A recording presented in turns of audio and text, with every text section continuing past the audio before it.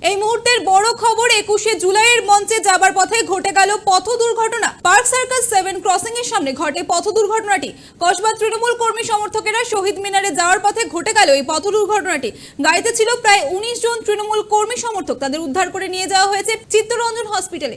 গুরুতর আহতদের চিত্তরঞ্জন হসপিটাল থেকে স্থানান্তরিত করা হয়েছে এসএসকেএম হাসপাতালে।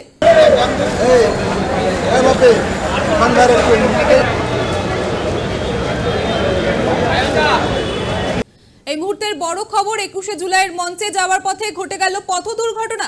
পার্ক সার্কাস 7 ক্রসিং এর সামনে ঘটে এই পথ দুর্ঘটনাটি। কসবা তৃণমূল কর্মী সমর্থকেরা শহীদ মিনারে যাওয়ার পথে ঘটে এই দুর্ঘটনা।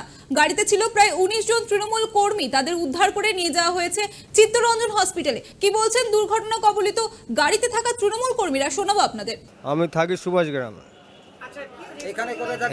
এখানে 3 জেলা থানার এরিয়ায় রিক্সা চালাই। ওই আপনার 21শে জুলাই মিটিংয়ে যাওয়ার সময় আমাদের গাড়িটা পাল্টি খেয়ে গেছে। হ্যাঁ, আমরা মিটিংয়ে যাচ্ছিলাম, গাড়ি পুরো উল্টে গেছে।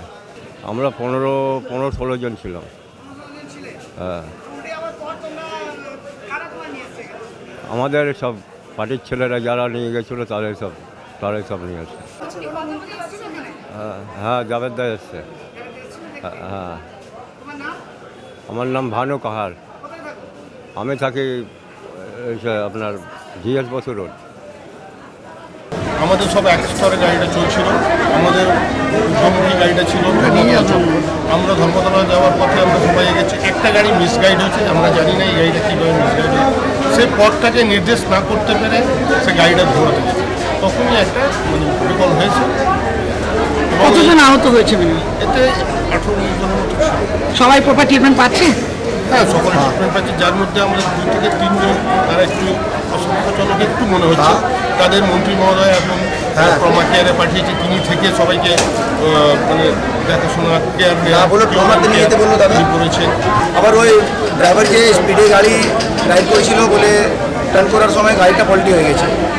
খুব দুঃখের সাথে এই কথাটা আমরা বলছি। ওতে আমাদের 19 জন কর্মী ছিলেন, তারা ডিপ ইঞ্জুরি হয়েছে, ওতে 3-4 জন। আর বাকিরা যারা ইঞ্জুরি হয়েছিলেন তাদের এখানে চিত্তরঞ্জন হাসপাতালে আমরা চিকিৎসা করিয়েছি।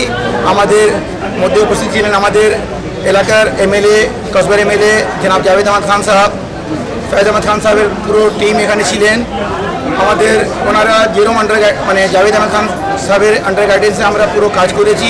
ডক্টর সাহেব যেরকম আমাদেরকে গাইড করলেন, আদেশ দিলেন, আমরা সেই হিসাবে পেশেন্টকে করে ভালোভাবে বাড়িতে অনেকটা পেশেন্টকে পৌঁছে দিয়েছি। 2-3টে পেশেন্ট আমাদের পিজিতে রেফার হয়েছে, ওখানে আমাদের কর্মীরা গিয়েছে সাথে সাথে। আশা করি ওনারাও ঠিক হয়ে যায়। সিরিয়াস আছে, ফেসে ইঞ্জুরি হয়েছে বলে ডক্টর ওনাকে বলেছে ট্রমা সেন্টার যেতে।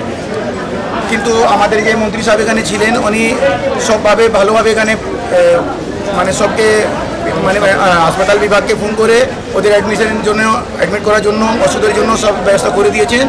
এখন কোনো কিছু নেই। আর এই দুঃখের সাথে আমি বলছি, এই ঘটনাটা কোনোদিন হয়নি আমাদের ওখানে, হয়েছে। আমরা যে অ্যাক্সিডেন্ট হয়েছে তাদের পরিবারের সাথে আমরা আছি। কোনো সময় 24 ঘন্টা প্রয়োজন হলে ফয়েজ আহমদ খান, জাভেদ আহমদ খান সাহেবের পুরো টিম ওনার সাথে থাকবে, ওনারা চিন্তা করার কোনো ভয় নেই। ঘটনাস্থলে উপস্থিত হন রাজ্যের মন্ত্রী তথা কসবার বিধায়ক জাভেদ আহমেদ খান।